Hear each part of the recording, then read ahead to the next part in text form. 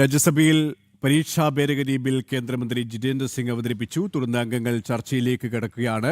പ്രതിപക്ഷം ഉന്നയിച്ച തടസ്സവാദങ്ങൾ സഭാധ്യക്ഷൻ CP രാധാകൃഷ്ണൻ നിരാകരിച്ചു. സഭാ നടപടികൾ വിശദാംശങ്ങൾ നൽകാൻ നന്ദൻ ചേരുകയാണ്. നന്ദൻ, സഭാ നടപടികൾ എങ്ങനെ പുരോഗമിക്കുന്നു ഇപ്പോൾ?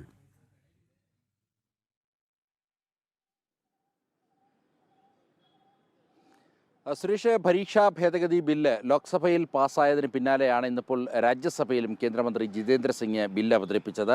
ബില്ലിന്മേൽ ഇപ്പോൾ ചർച്ചകൾ പുരോഗമിക്കുകയാണ്. രാജ്യസഭാ പ്രതിപക്ഷ നേതാവും അതേപോലെ തന്നെ കോൺഗ്രസിൻ്റെ അധ്യക്ഷനുമായ മല്ലികാർജ്ജുന ഖാർഗെയാണ് ഇപ്പോൾ നിലവിൽ സംസാരിച്ചു കൊണ്ടിരിക്കുന്നത്. ബില്ലിന്മേൽ പ്രതിപക്ഷം ചില ഭേദഗതികൾ മുന്നോട്ട് വച്ചിരുന്നു. ആ ഭേദഗതികൾ തള്ളിക്കൊണ്ടാണ് ലോക്സഭയിൽ ബില്ല് പാസ്സായിരിക്കുന്നത്.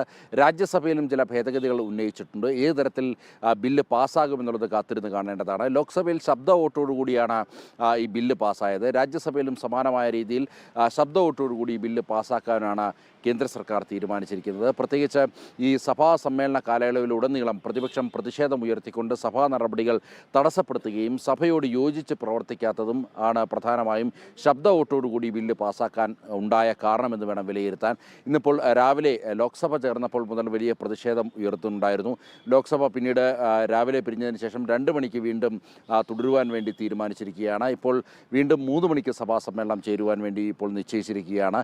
ഇനിയിപ്പോൾ രാജ്യസഭയിൽ സമാനമായ രീതിയിൽ പ്രതിപക്ഷത്തിൻ്റെ ഭാഗത്തുനിന്നും രാവിലെ തന്നെ പ്രതിഷേധം ഉയർന്നിരുന്നു. എന്നാൽ ആ പ്രതിഷേധം വകവെക്കാതെ രാജ്യസഭാ നടപടികൾ പുരോഗമിക്കുകയായിരുന്നു. തുടർന്നാണ് ഈ പരീക്ഷാ ഭേദഗതി ബില്ല് കേന്ദ്രമന്ത്രി ജിതേന്ദ്ര സിംഗ് സഭയിൽ അവതരിപ്പിച്ചതും ഇന്നിപ്പോൾ ബില്ലിന്മേൽ ഇപ്പോൾ ചർച്ചകൾ പുരോഗമിക്കുന്നതും. സുരേഷ്.